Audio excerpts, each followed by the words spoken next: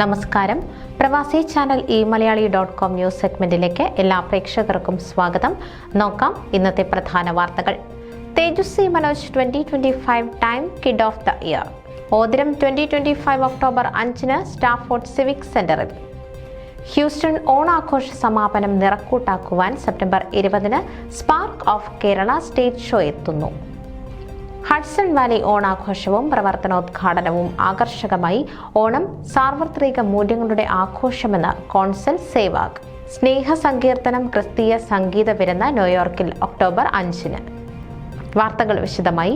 17 വയസ്സുള്ളപ്പോൾ ടെക്സസിലെ ഫ്രിസ്കോയിൽ നിന്നുള്ള തേജസ്വി മനോജ് ജന്മനാടിനപ്പുറം വളരെ ശ്രദ്ധിക്കപ്പെട്ടു. Tejaswi Manoj 2025 time kid of the year. 2025 kid of the year ലക്കം സെപ്റ്റംബർ 19 ന്യൂസ് സ്റ്റാൻഡുകളിലെത്തും. കൂടാതെ സെപ്റ്റംബർ 25 മുതൽ ക്ലാസ് മുറികളിലും ഓൺലൈനിലും ലഭ്യമാകുന്ന പ്രത്യേക time for kids service stars ലക്കത്തിലും ഇത് പ്രത്യക്ഷപ്പെടും. 2025 ടൈം കിഡ് ഓഫ് ദ ഇയറായി തിരഞ്ഞെടുക്കപ്പെട്ട അവർ 2024 ഫെബ്രുവരിയിൽ തൻ്റെ മുത്തച്ഛൻ ഒരു ഓൺലൈൻ തട്ടിപ്പിന് ഇരയായപ്പോൾ മുതിർന്ന പൗരന്മാരെ ഡിജിറ്റൽ ലോകത്ത് സുരക്ഷിതമായി സഞ്ചരിക്കാൻ സഹായിച്ചുകൊണ്ട് കഴിഞ്ഞ വർഷം ചിലവഴിച്ചു. പിന്നെ 16 വയസ്സുള്ള ജോറിയായ മനോജ് പ്രായമായ അമേരിക്കക്കാരെ ലക്ഷ്യം വെച്ചുള്ള തട്ടിപ്പുകളെക്കുറിച്ചുള്ള ഗവേഷണത്തിൽ മുഴുകി. പ്രശ്നം എത്രത്തോളം വ്യാപകമാണെന്ന് പെട്ടെന്ന് മനസ്സിലാക്കി. നടപടിയെടുക്കാൻ തീരുമാനിച്ച അവർ 60 വയസ്സിന് മുകളിലുള്ളവരെ സംശയാസ്പദമായ സന്ദേശങ്ങൾ എങ്ങനെ തിരിച്ചറിയാമെന്ന് പഠിപ്പിക്കുന്നതിനായി രൂപകൽപ്പന ചെയ്ത ഷീൽഡ് സീനിയേഴ്സ് എന്ന വെബ്സൈറ്റും മൊബൈൽ ആപ്പും സൃഷ്ടിച്ചു.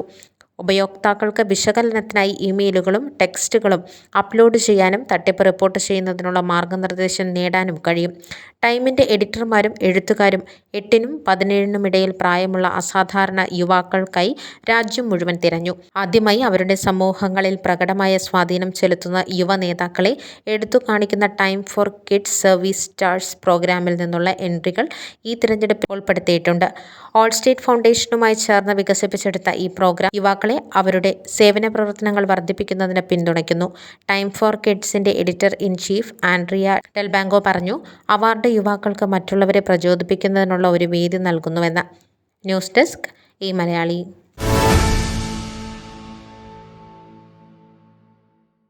ഓതിരം 2025 എന്ന പേരിൽ ഒക്ടോബർ 5 6 മണിക്ക് സ്റ്റാഫോർഡ് സിവിക് സെന്ററിൽ വെച്ച് വിവിധ ആയോധന കലകളുടെ പ്രദർശനവും നൃത്യ നാട്യ കലാരൂപങ്ങളുടെ ആവിഷ്കാരവും നടക്കുകയാണ്. ഒരു കാലഘട്ടത്തിൽ തെക്കു വടക്കൻ കേരളത്തെ ഇളക്കി മറിച്ചിരുന്ന കേരളത്തിൻ്റെ സ്വന്തം കളരിപ്പയറ്റാണ് പ്രധാന ഇനം. കളരി ദേവതകളും ഗുരുക്കന്മാരും അരങ്ങുവാണിരുന്ന മലബാർ പ്രദേശത്തിൻ്റെ ഹൃദയതാളങ്ങളെ തൊട്ടുണർത്തിയിരുന്ന കളരിപ്പയറ്റ് ഒരു നോക്ക് കാണുവാൻ ഹ്യൂസ്റ്റൺ മലയാളി സമൂഹത്തിലെ പുതുതലമുറ വെമ്പൽ കൊള്ളുകയാണ്. കളരിപ്പയറ്റിനു പുറമെ കരാട്ടയും മറ്റ് സമ്മിശ്രങ്ങളായ ആയോധന കലകളും പരിപാടിയിൽ ഉൾപ്പെടുത്തിയിട്ടുണ്ട്. ആയോധന കലകളുടെ മാതാവ് എന്നറിയപ്പെടുന്ന കളരിപ്പയറ്റ് അമേരിക്കയിൽ ഇന്തംപ്രദമായി അരങ്ങേറുകയാണ്.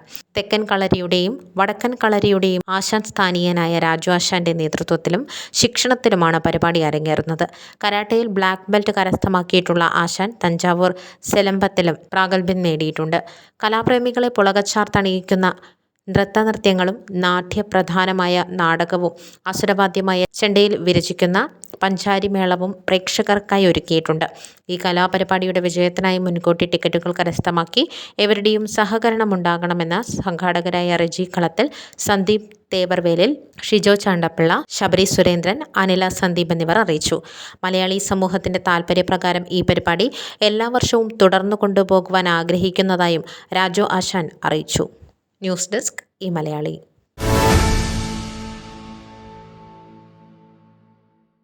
മലയാളി കൾച്ചറൽ എക്സ്ചേഞ്ച് ഫൗണ്ടേഷൻ അണിയിച്ചൊരുക്കുന്ന സ്പാർക്ക് ഓഫ് കേരള ഉത്സവ തെമിർപ്പോടെ ഹ്യൂസ്റ്റണിലേക്ക്. ചാരിറ്റി കർമ്മ പദ്ധതിയുമായി saint Mary's Malankara Yakobaya Syrian orthodox ദേവാലയത്തിന്റെ ആഭിമുഖ്യത്തിലാണ് ഈ മാസം 20 ശനിയാഴ്ച വൈകുന്നേരം സ്റ്റാഫോർഡ് ഇമ്മാനുവൽ സെന്റർ ഓഡിറ്റോറിയത്തിൽ അരങ്ങേറുന്നത്.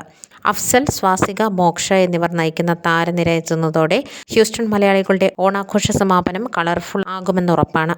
പ്രശസ്ത പിന്നണി ഗായകൻ അഫ്സൽ, നർത്തകിയും മലയാളം തമിഴ് ഭാഷാ സിനിമകളിലെ പ്രമുഖ നടിയുമായ സ്വാസിക, ഭരതനാട്യ നർത്തകിയും ബംഗാളിൽ നിന്ന് മലയാളത്തിലെത്തി തിളങ്ങുന്ന നായികയുമായ മോക്ഷയും നേതൃത്വം നൽകുന്ന 12 അംഗ ടീം നോർത്ത് അമേരിക്കയിൽ എത്തിച്ചേർന്നിട്ടുണ്ട്. ലൈവ് ഓർക്കസ്ട്രയായി എത്തിച്ചേരുന്ന അഫ്സലിനോടൊപ്പം പിന്നണി ഗായിക അഖില ആനന്ദ്, ടെലിവിഷൻ സ്റ്റേജ് ഷോകളിലെ നിറസാന്നിധ്യം നസീർ മിന്നലെ എന്നിവർ കൂടിച്ചേരുന്നത് ഹ്യൂസ്റ്റൺ മലയാളികൾക്കിടയിൽ തരംഗമാകുമെന്ന് ഉറപ്പാണ്. ഗായികയും അനുഗ്രഹീത വയലിനിസ്റ്റ് വാദകിയുമായ വേദാമിത്ര പരിപാടികളുടെ മറ്റൊരു ആകർഷണമാണ്. സെന്റ് മേരീസ് ദേവാലയത്തിന്റെ ചാരിറ്റി ഫണ്ട് ധനശേഖരണാർത്ഥം നടത്തുന്ന ഈ മെഗാ സ്റ്റേജ് ഷോ ഇവന്റിന് ഹ്യൂസ്റ്റണിലെ എല്ലാവരുടെയും സാന്നിധ്യ സഹകരണങ്ങൾ ഉണ്ടാകണമെന്ന് ഇടവക വികാരി father Daniel M John, secretary Shelby Varghese, treasurer Alex Thekkethil, program convener Bobby George, joint convener Jins Mathew, program coordinator Liji Mathew എന്നിവർ അറിയിച്ചു. ന്യൂസ് ഡെസ്ക് ഈ മലയാളി.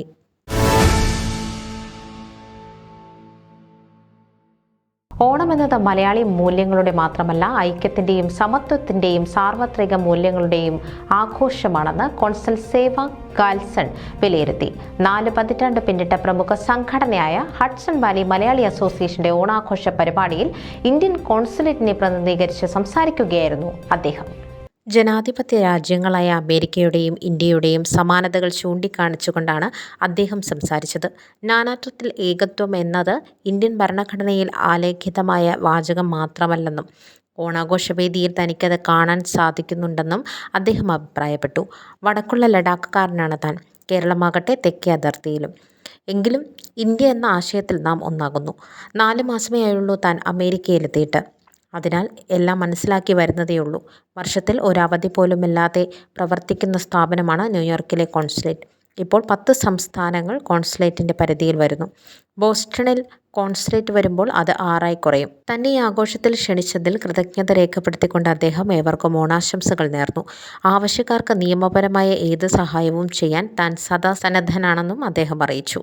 മലങ്കര കാത്തലിക് ചർച്ച് ഓഡിറ്റോറിയത്തിൽ നടന്ന ഓണാഘോഷത്തിൽ വലിയ പ്രാതിനിധ്യമുണ്ടായത് ശ്രദ്ധിക്കപ്പെട്ടു.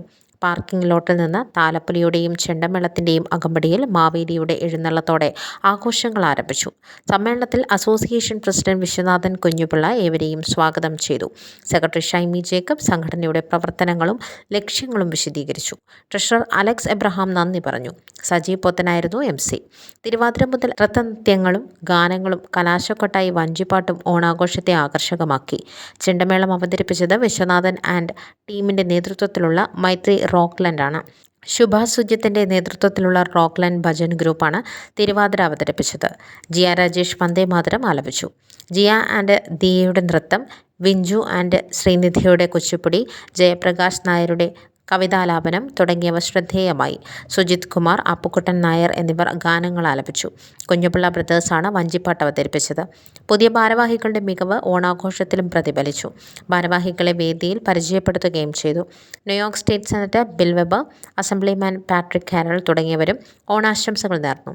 ഒരു കാലത്ത് ഏറ്റവും വലിയ സംഘടനകളിൽ ഒന്നായിരുന്ന ഹഡ്സൺ വാലി മലയാളി അസോസിയേഷൻ പഴയ പ്രതാപം തിരിച്ചെടുക്കുന്നു എന്നതാണ് ഈ ഓണാഘോഷത്തിൽ കാണുന്നതെന്ന് India press club of North America president Sunil Tristar പറഞ്ഞു.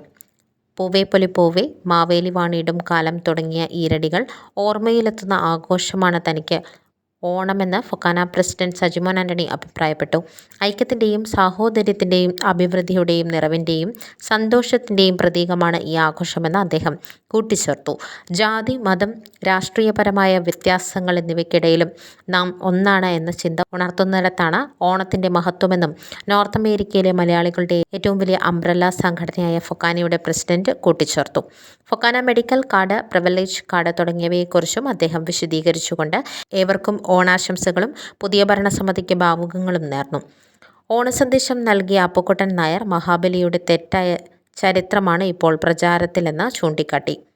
പ്രഹ്ലാദൻ മുതൽ വാമനാവതാരത്തിൻ്റെ അനുഗ്രഹം വരെ ഉൾപ്പെടുന്ന സമഗ്രമായ ചരിത്രവും പുരാണവും ചേർന്ന് നിൽക്കുന്ന അദ്ദേഹത്തിൻ്റെ പ്രസംഗം സദസ്സിനെ ആകർഷിച്ചു. ദക്ഷമുനിയുടെ പുത്രിമാരും കശ്യപമുനിയുടെ ഭാര്യമാരുമായ അദിതിയിലും ദിതിയിലുമാണ് കഥ തുടങ്ങിയത്. അദിതി ദേവഗണങ്ങൾക്ക് ജന്മം നൽകിയപ്പോൾ ദിതി അസുരഗണങ്ങൾക്ക് ജന്മം നൽകി. ദേവഗണങ്ങളിൽ ദോഷസ്വഭാവമുള്ളവരും ഉണ്ടായിരുന്നുവെങ്കിൽ അസുരഗണങ്ങളിൽ ധാർമ്മികരായവരും അപൂർവമായി ഉണ്ടായിരുന്നുവെന്ന് അദ്ദേഹം വ്യക്തമാക്കി. അസുരവംശത്തിൽ നിന്നുള്ള പ്രഹ്ലാദൻ ഗർഭാവസ്ഥയിൽ തന്നെ നാരായണനാമം ജപിച്ചിരുന്നു. ജനിച്ച ശേഷവും ഭക്തിയിൽ ഉറച്ചു നിന്നു. എന്നാൽ അത് അദ്ദേഹത്തിൻ്റെ പിതാവിനെ ഇഷ്ടപ്പെടാതെ മകനെ കൊലപ്പെടുത്താൻ പോലും തീരുമാനിച്ചു. നിന്റെ നാരായണൻ എവിടെയുണ്ട് എന്ന ചോദ്യം ഉയർന്നപ്പോൾ തൂണിലും തുരുമ്പിലും എന്ന് പ്രഹ്ലാദൻ മറുപടി നൽകിയതും തുടർന്ന് തൂണു പിളർന്ന നരസിംഹാവതാരം സംഭവിച്ചതും പ്രഹ്ലാദൻ പിന്നീട് രാജാവായതും അദ്ദേഹം വിശദീകരിച്ചു. പ്രഹ്ലാദന്റെ ചെറുമകനായ മഹാബലിയായിരുന്നു പ്രസംഗത്തിന്റെ കേന്ദ്ര കഥാപാത്രം. അത്യധികം ത്യാഗം ചെയ്യുന്നവൻ എന്ന അർത്ഥം തന്നെയാണ് മഹാബലി എന്ന പേര് സൂചിപ്പിക്കുന്നതെന്ന് അദ്ദേഹം പറഞ്ഞു. മാവേലി വാണിടും കാലം മനുഷ്യരെല്ലാവരും ഒന്നുപോലെ എന്ന ഗാനം പ്രതിഫലിക്കുന്നതുപോലെ മഹാബലി സമത്വവും നീതിയും നിറഞ്ഞ ഭരണമാണ് കാഴ്ചവെച്ചതെന്ന് അദ്ദേഹം ഓർമ്മിപ്പിച്ചു. എന്നാൽ ത്രിലോകങ്ങളും യുദ്ധത്തിലൂടെ പിടിച്ചെടുത്തതോടെ ദേവന്മാർക്ക് മഹാബലിയോടുള്ള അസ്വസ്ഥത വർദ്ധിച്ചു. മഹായാഗത്തിനിടെ വാമനാവതാരമായി മഹാവിഷ്ണു എത്തിയപ്പോൾ മഹാബലിയുടെ ധാർമ്മിക മനോഭാവം വീണ്ടും തെളിഞ്ഞു. ചോദിക്കുന്നതെന്തും ദാനം ചെയ്യുന്നതാണ് തൻ്റെ പതിവെന്ന് മഹാബലി ഉറച്ചുനിന്നു. വാമനൻ 2 അടിയിൽ ഭൂമിയും ആകാശവും അളന്നപ്പോൾ 3-ാമത്തെ അടി ഇല്ലാത്തതിനാൽ മഹാബലി തൻ്റെ തലയിൽ കാൽ വയ്ക്കാൻ അനുവദിച്ചു.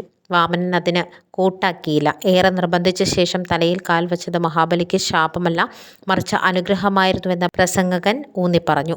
മഹാബലിയെ പാതാളത്തിലേക്ക് അയച്ചു എന്നത് ജനങ്ങളിൽ പ്രചരിക്കുന്ന കെട്ടുകഥ മാത്രമാണെന്നും വാസ്തവത്തിൽ അദ്ദേഹത്തെ ദേവലോകത്തേക്കാളും ശ്രേഷ്ഠമായ സുതലത്തിലേക്ക് സകുടുംബം അയച്ചുവെന്നും പ്രാസംഗികൻ സമർത്ഥിച്ചു.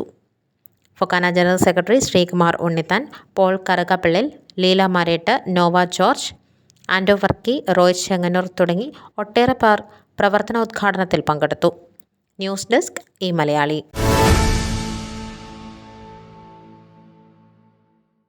യുണൈറ്റഡ് ക്രിസ്ത്യൻ ചാരിറ്റബിൾ ഓർഗനൈസേഷന്റെ നേതൃത്വത്തിൽ ഒക്ടോബർ 5 ഞായറാഴ്ച വൈകിട്ട് 5 മണിക്ക് New York Elmont Syro Malankara catholic school ഓഡിറ്റോറിയത്തിൽ വെച്ച് സ്നേഹ സങ്കീർത്തനം എന്ന ക്രിസ്തീയ സംഗീത വിരുന്ന് നടത്തപ്പെടുന്നു.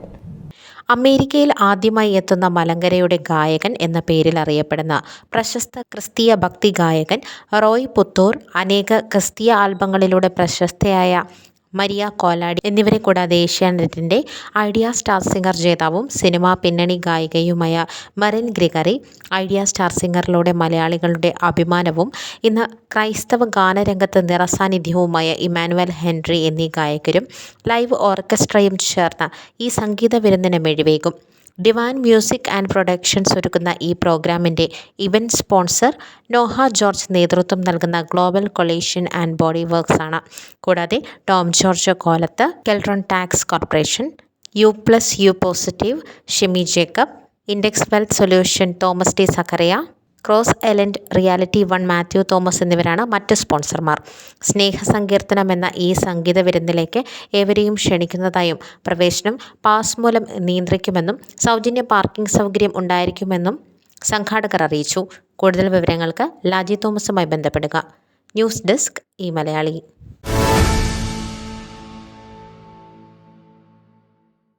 ഇതോടെ പ്രവാസി ചാനൽ ഈ മലയാളി.com ന്യൂസ് സെഗ്മെന്റ് ഇവിടെ പൂർണ്ണമാകുന്നു. നിങ്ങളുടെ വാർത്തകളും വിശേഷങ്ങളും ഞങ്ങളെ അറിയിക്കാൻ മറക്കണ്ട. news@pravasichannel.com അല്ലെങ്കിൽ editor@eMalayali.com എന്ന ഇമെയിലിലേക്കോ വാർത്തകൾ അയയ്ക്കുക.